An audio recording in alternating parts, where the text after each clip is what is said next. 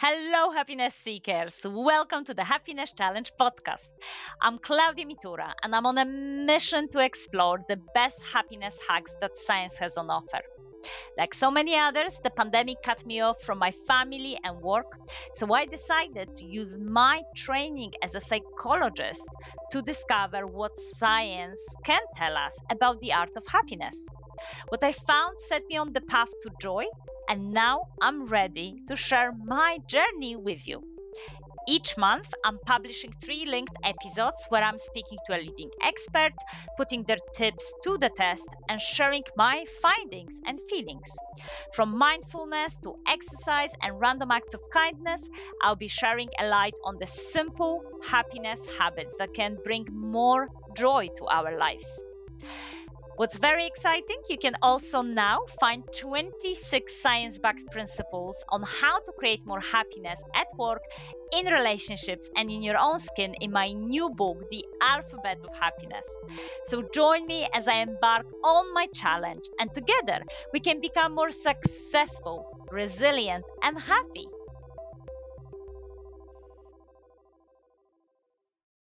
Hello, happiness seekers. Welcome to this month's Happiness Challenge, when we are exploring what it really means to embrace your own voice, speaking with presence, authenticity, and ease, even when you are feeling uncertain or imperfect.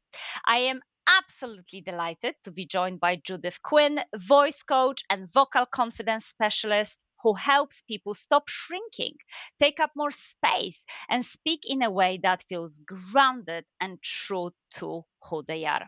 So, in today's episode, we'll explore what taking up space really sounds like, how small shifts in breath and tone can change how you feel fast, and Judith will also guide us through a simple vocal reset you can try straight away. So, let's dive in. I am super excited. Welcome, Judith. Thank you so much for having me. It's a delight to be here. Okay, Judith, this entire idea of take up space. Someone is listening and thinks, I literally don't know how to take up space in those situations when I really would like to. What are the kind of observable, vocal, physical markers of small versus spacious presence in your experience?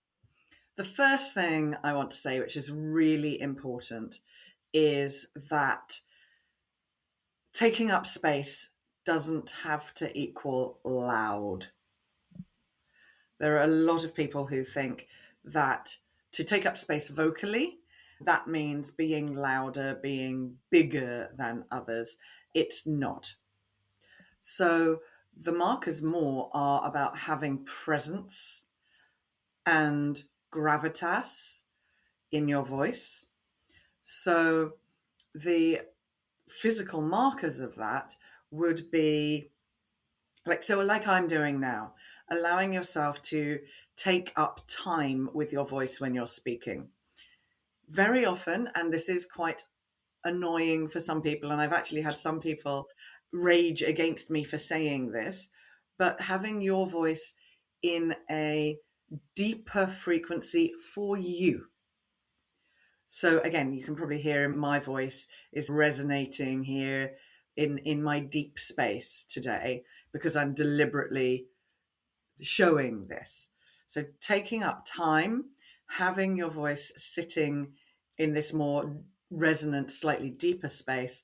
And the other element is to actually finish your sentences without going up or down at the end. So when you're speaking, that in the theatre world, we call it speaking to the end of the sentence. So people hear and feel the full stop when you've finished. I love that. So very practical, straight away markers that we can apply of this idea of finishing with is it the same tone? Not necessary. It's very much about giving gravitas to each of the words we're saying. Is that what that last tip is? Yes, definitely. Like allowing yourself to let your voice reflect what you know rather than, and this is the challenge, because our voice is a reflection of our thoughts and feelings about ourselves, and our thoughts and feelings about ourselves in relation to the situation we're in and the people we're with. So if we either consciously or subconsciously feel, oh goodness, I don't quite belong here, or if we feel that we are unworthy in some way or we don't belong, then that's when the vocal tics might appear, which very often, in terms of uncertainty, will sound, or a smaller voice will sound like a quiet voice. So literally just like being very quietly spoken or softly spoken. It might sound like a mumbled voice. So that's people who just don't open their mouths very wide when they're speaking because it's like, oh my goodness. It might sound like a voice at the back of your throat. So that's people who speak back here. And it's like, I'm asking, and if you can hear in my voice now, whenever you're speaking here, you can't help but an upward inflection happens at the end of your sentence. And so it sounds like you're questioning yourself. So that's what a smaller voice sounds like. So the more present, open, spacious voice, literally open your mouth wider and let your voice take up more space.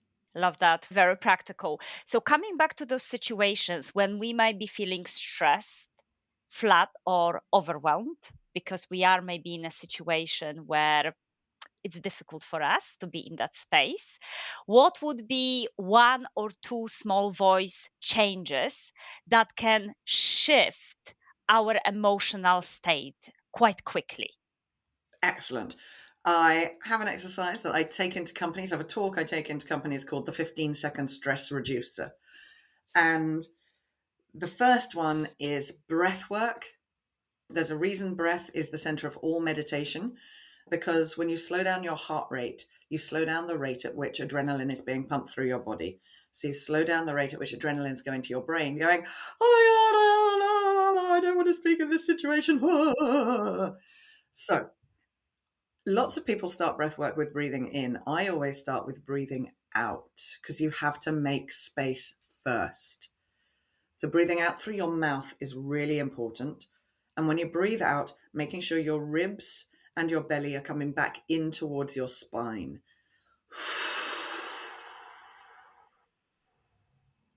Then breathing in through your nose, long and slow, and feel your ribs and your belly expand. So if listeners are doing this now, place a hand on your belly and a hand on your ribs and literally breathe out through your mouth. So you sound like the sea, like the waves going out. And then breathing in through your nose, long and slow. And do that maybe 5 times. Really slow down that heart rate. It'll slow down the rate at which your brain is working. It'll help you slow down the pace at which you're speaking because you're in a slower state. So that's one very practical tip. I'm going to give 3 because I'm cheeky. The second is you can enhance that with a really gentle vocal warm-up. Very often people don't warm their voices up before going into these speaking situations. So the simplest warm-up you can do, which is also stimulates the vagus nerve and the parasympathetic nervous system, is the hum. So for this, I invite the listeners to place their hand on their chest and breathing out, breathing in, and then hum any note, any tone, but preferably low and slow, wherever low is for you. Oh, that feels so nice. Yeah. So focus on feeling the vibration. And if you can't feel a vibration in your chest, that's okay. That's probably a mental emotional block, which means you don't like hearing your voice and you don't want people to hear that you care. There's a whole load of subconscious stuff that goes on with the voice. If you're interested, get in touch. So if you can't feel it in your chest, that's okay. Just allow yourself to feel the vibration and a low tone for you, wherever that is. For some people, low might be, that's okay, right? It's not a singing lesson. But so humming. So do 3, low, slow, hum. And if you find humming difficult, say the word hum and just let the M linger. Hum.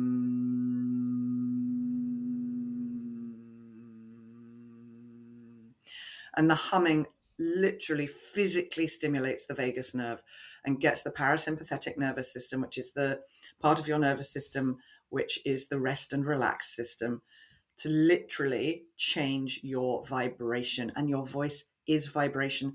You are also warming up your vocal cords here with the hum, especially in nervous speaking situations. Always warm your voice up. My background's 20 years as a classically trained actor.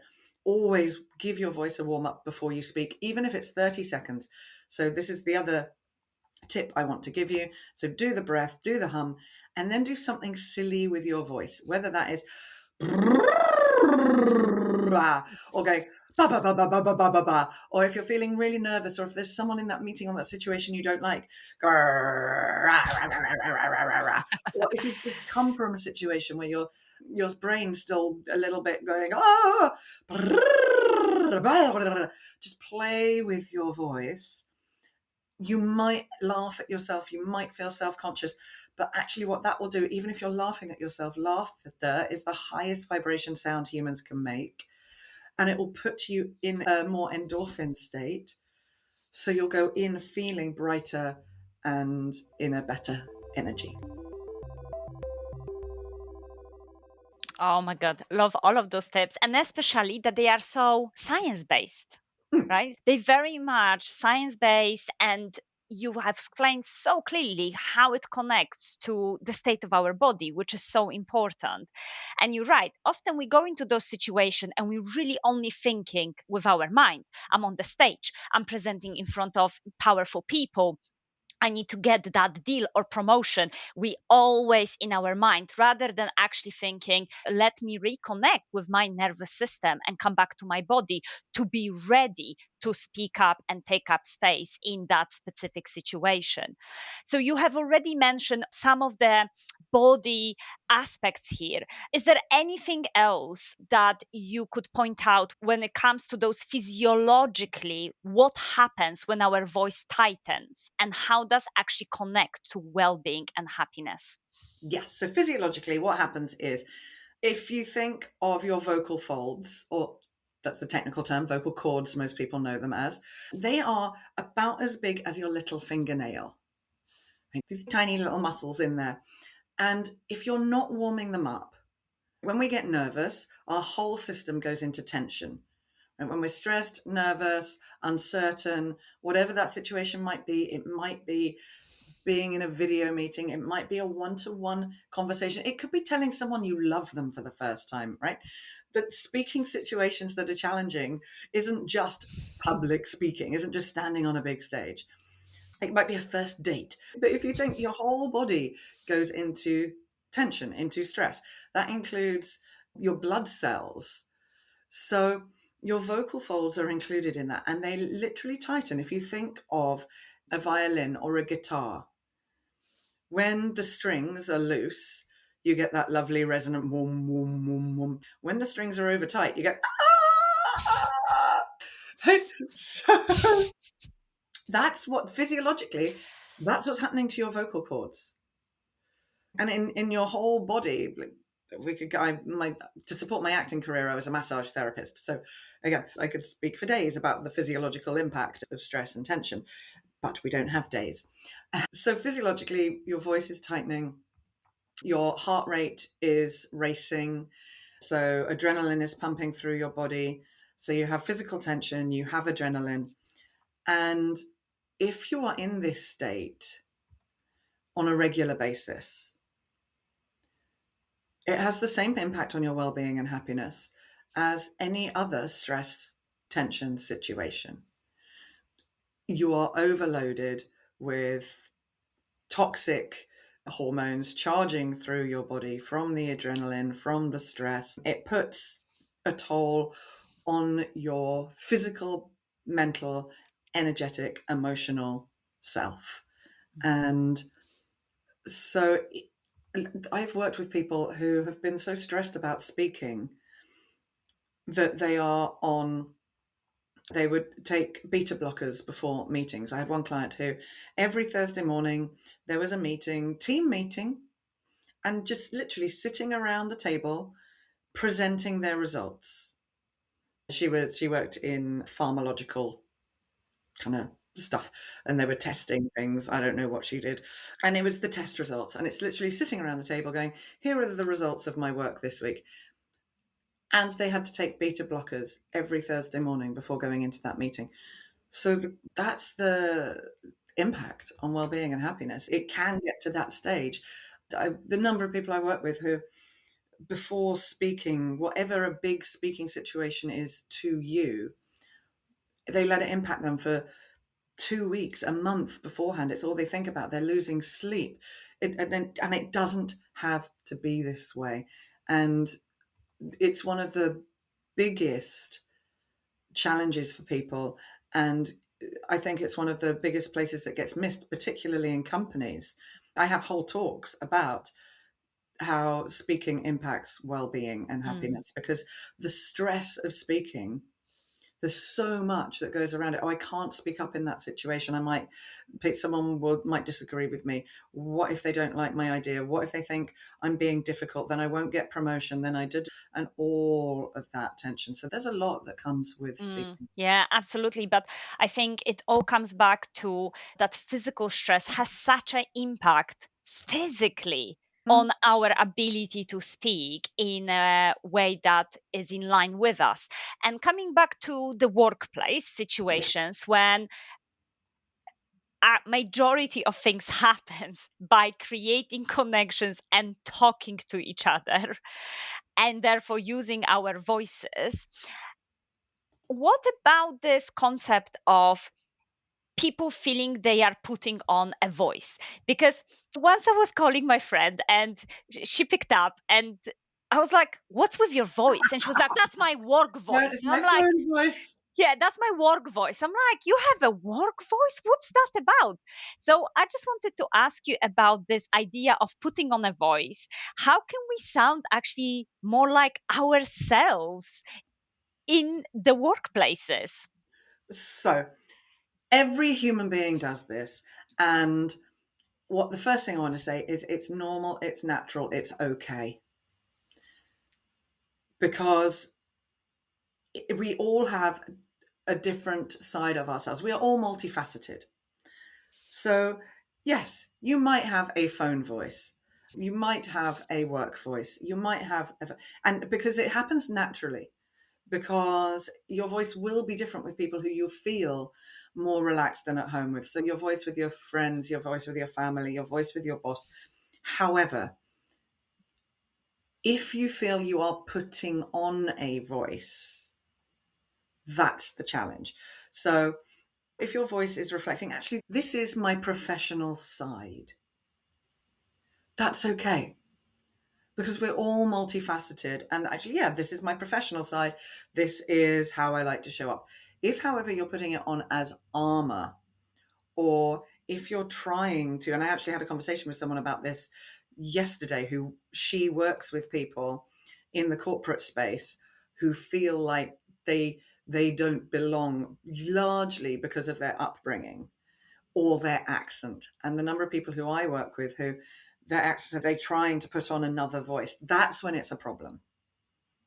Because if you just have I don't know, you're picking up the phone, "Good afternoon, Judith Quin speaking." Okay, that's okay. And it's, "Oh, hello, it's lovely." And it's just that polite space, that's okay. However, if it's impacting you and you feel like you are being inauthentic, that's the challenge. So I invite you then to think about all the reasons that you belong in that space. Very often, the put on voice is because we feel like we're asking ourselves, "Who am I? Who am I to be in this situation? Oh God, I don't really feel like I belong. Oh, it's them. It's, oh, I'm speaking to the CEO. Then I have to be a certain way. I'm speaking to the chair of the board. Oh no, that means I have to be." Oh, they went to, especially in this country, in the UK, it very often comes with social status as well. If you know someone went to Oxbridge and you grew up on a council estate, right? It's a situation. I get a lot of clients who are in that sort of situation. And so, oh, how do I speak to those people? So, well, remember they're human beings, firstly. Remember that they're probably putting on some kind of a mask as well, secondly. And thirdly, if you're asking yourself, "Who am I? Who am I to be here? Who am I?" Change that question. It's not, "Who am I?" It's who am I? Think of all the reasons that you were chosen for, especially in the workplace. Why did they choose you for that job? Why are you in that role? What skills, knowledge, experience are you bringing? And allow yourself to embody you. And being authentic doesn't equal sharing all your emotions in a professional space. I'm not saying you can't be emotional in a professional space. That's a whole other thing. But you don't have to. Being authentic, like I am a deeply spiritual person. A lot of my work, the vocal sound healing part of my work, I work with chakra energies. I talk about higher self, and I will take that. I take that when I did a workshop in the Bank of England, when I do a workshop at the insurance companies, I will mention it so that I'm not hiding it. And then I go, but don't worry, I'm not going to waft sage all over you. We're here to talk about impact and influence. So it's allowing your voice to not be hiding the things that you think people are judging negatively about you. And very often that's about accepting the whole of who you are yourself first. And that's deep self-awareness work. And that's the real juicy stuff that I do, is all around identity and who you believe you are and who you are now, not who you used to be, not the labels that you've put upon yourself or other people put on you. I really relate to this concept of belonging because I've been in the UK 20 years. And again, this idea of having an accent. And I definitely met people who moved to the UK and specifically were taking classes of removing their accent and to belong. Because the moment you're speaking, of course, people hear that you come from a different country. And I always found it really interesting because for me, this is, as you said, who I am and I accept it. Therefore, I do have an accent and I'm okay with that. So it's really interesting that the voice often reflects what are we thinking inside about ourselves, our identity, and our strengths as well, and whether we feel we belong into a space. So yeah, really love that point of that sense of belonging. And Judith, final couple of questions really. Any other top tips for a vocal reset? We already started with 3 practical ones. Is there anything else that people can try maybe before difficult conversation? Yes. Clarity creates confidence. So be clear on what you want to say. Be clear on the one main thing you want to get out of that challenging conversation. And especially if this is a situation where maybe you feel aggrieved or that there's several issues and you're like, and get rid of the and have real clarity on the one thing you want to get out of that situation, because clarity will create confidence. And allowing yourself to write it down if you're going into a conversation or a meeting or whatever it is, or delivering a talk, have your bullet points of your points that you want to say and practice saying it out loud before you go in, especially if it's something difficult or that you might get emotional about. And when I say emotional, that includes angry, frustrated. It doesn't just mean teary.